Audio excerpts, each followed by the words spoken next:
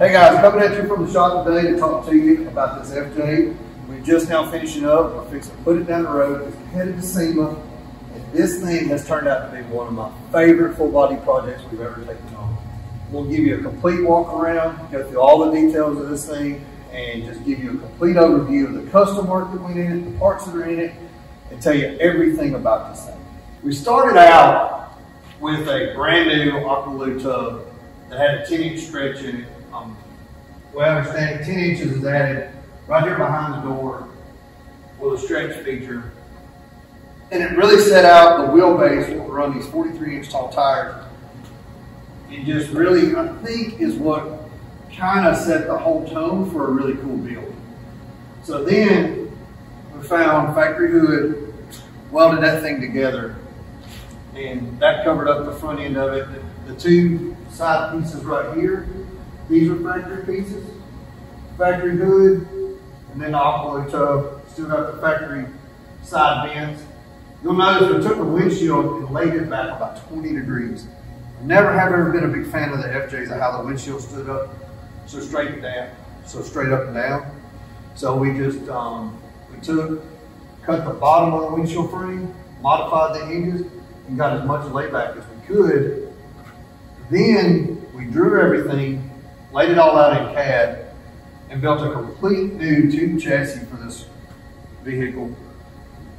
Great 4-link numbers, the geometry's all correct, it drives unreal, it rides really good. We were able to build a custom cage. The cage actually dives through the dash right here instead of making a big hump out around. I never have ever really liked that, how much cages are in an FJ build. We took the top, I don't know if you can see it from that angle, but we actually rolled the top to match that FJ-40 bonnet, top, whatever you want to call it. And then also, probably one of the hardest things that we did in this thing was we took the aluminum roof and we ran it all the way to the windshield frame. That way there's no gap between the windshield frame and the start of the cage for rain to come down in it. It really created a really seamless look. That right there was probably one of the most taxing parts of the whole design process on this whole deal. As far as the looks, the fit, the finish goes. There's a tube that comes in here that comes down, and then there's actually an external tube that runs up here that creates both body lines. It makes it really easy on your eye to follow the tube, and it all turned out really nice. Coming back into here, we've got this rear stretch on the Aqualoo tub.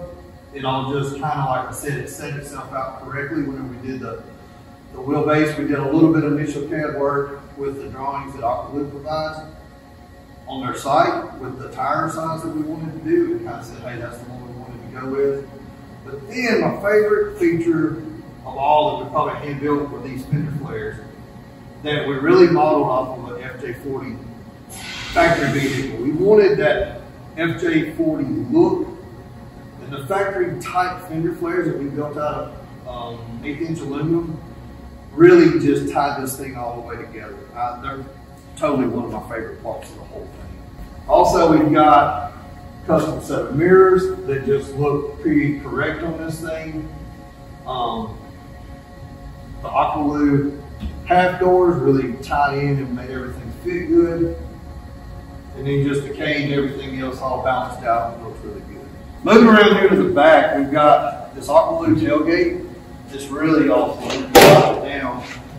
It's got an internal storage feature that works just right for stuff that needs to be packed in here and just 100% stay with the vehicle.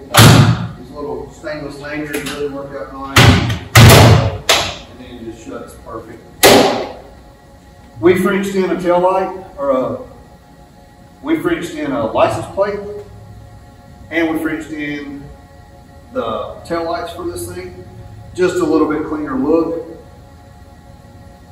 Factory badge there. We actually built the rear bumper in a couple of different pieces. We've never done this before, but we actually looked at a factory rear bumper on an FJ.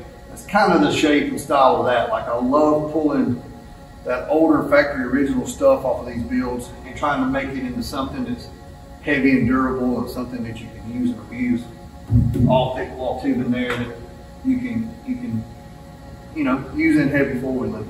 This thing's a nice rig, but I guarantee you the owner, he's fixing to go four-wheeling in this thing. That's exactly what it was built for. And he keeps chomping at the bit to go right now. So I can't wait to see it on the trails. And I'm so happy that it's this nice and it's going to the trails. It's going to be pretty awesome. Drop this tailgate down and show you guys, like, this right here is a product called Deckit. I've seen it a lot in ski boats and stuff like that, some of your newer stuff. I've never seen it used in a rock crawler. I'm pretty excited to be the first one to put it into a rock crawler. We drew all this stuff out, drew all of it, 3D'd it out, everything else got the look that we wanted, and then we sent it off to them and they manufactured these for us. It just really finishes off the look and just gives it something really custom. Inside here, you'll see that we redid all the inner fender wells in the back of this thing to fit the coilovers and the bypasses.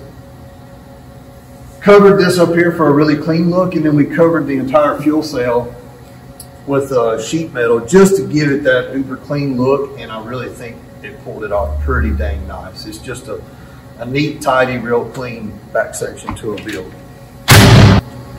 Check out the interior of this thing. We've got more of the Deckit stuff on the doors. We've got it in the floorboard of this thing. Really tried to just keep the clean and simple approach to it. We used the factory Aqualoo aluminum dash. We built this drop down here, and that gave us a place to actually put the Restomod AC vents. It's got a complete Restomod AC unit in it. We actually had to turn that sideways, and it lives underneath the console now. We didn't have enough room on the firewall. There just wasn't enough space left. Here you can see again this cage that dives through the dash. One of my favorite parts of the entire build. But we took and put this rubber liner right around the cage to that, just to give it that finished off clean look. Custom gauge set, GPS, radios, Total Switch Pro set up on all your switches and stuff. Restomod heat and AC units, custom double diamond stitch seats. Everything is in there, and this thing is just so comfortable to drive. Whenever you sit in it, your hand lands in the right spot. It's on the shifter. The transfer case shifters are out of the way of your legs. It's got cup holders, heated seats. I don't really know what else we could have done. We've actually got interior lights overhead that you can click on just by a click of a button or by the Switch Pro. It's 100% all there. Grab handles, rear view mirror, fold down shades. If you want it, it's got it. So this is what you're going to call the heart of the monster. Mass Motorsports 427 cubic inch motor, turbo 400 transmission, Atlas transfer case. You'll see that we just really spent time in here. We actually put a heat barrier on the firewall, then we sprayed bed liner over it, just trying to keep the heat out of the cab on this thing, since it does have AC and heat. Trying to really pay attention to it. Got the Warn winch control box placed up here just to try to wire it up and keep it a lot cleaner. Blacked out like the steering reservoir, all the Hydro Boost stuff that we've got on here.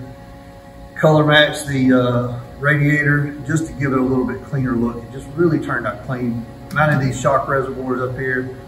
It just really kind of just tied into being a clean underneath the hood, but a really neat looking underneath the hood type of deal. When you're looking at the side of this thing, you notice this massive 43-inch tall tire, brown powder coated wheels, but then behind that is a crane axle, 14 bolt, magnum knuckle, big 40 spline axle shafts. This thing is built to the four-wheel hard, and that's what it's. All the components in it were thought about for looks and usability out on the trail. So that's where the two meet in the middle, and it's going to be a pretty good blend of the two. Radflo Shocks running a 2-inch coilover and a 2.5-inch 3-tube bypass in the front and the rear. Full stainless exhaust underneath this thing, but we sent the exhaust to Header Shield and had them wrap the whole exhaust. It's unreal the temperature difference that stuff made. Went inside the front fender well, capped all the front fender well, and then put stainless steel mesh in the pockets to where it looks really good. You'll notice up here too, windshield wipers and squirters on the hood. It's all there. It's just pretty cool. Like, had to do a lot of work to make the old FJ motor work with I think it was a right-hand drive motor that we got that we had to modify to end up with something that actually works, and it all turned out great, and just all came together just incredible in the end. In the back of this thing, we've got another 14-bolt non-steer axle, complete Radflo Shock package. Again, 2-inch coilover, 2.5-inch 3-tube bypass, and then a sway bar. The exhaust on this thing is going all the way to the end. It has got a great sound to it, but also going to get the sound away from the occupants and also just get that heat on out of the back of the vehicle. And that's this thing explained out in a nutshell, front to back. What really makes this build cool is all the electronics on this thing actually work great. The blinkers work, like I said, the windshield wipers sprayers, heated seats. The backup lights come on with the reverse shifter and the winter shifter with that add-on. We've got a backup camera in the GPS that works great. Everything about this thing front to back just works, and it's awesome. So the overall look, feel, driving experience, this thing right here is the ultimate FJ-40.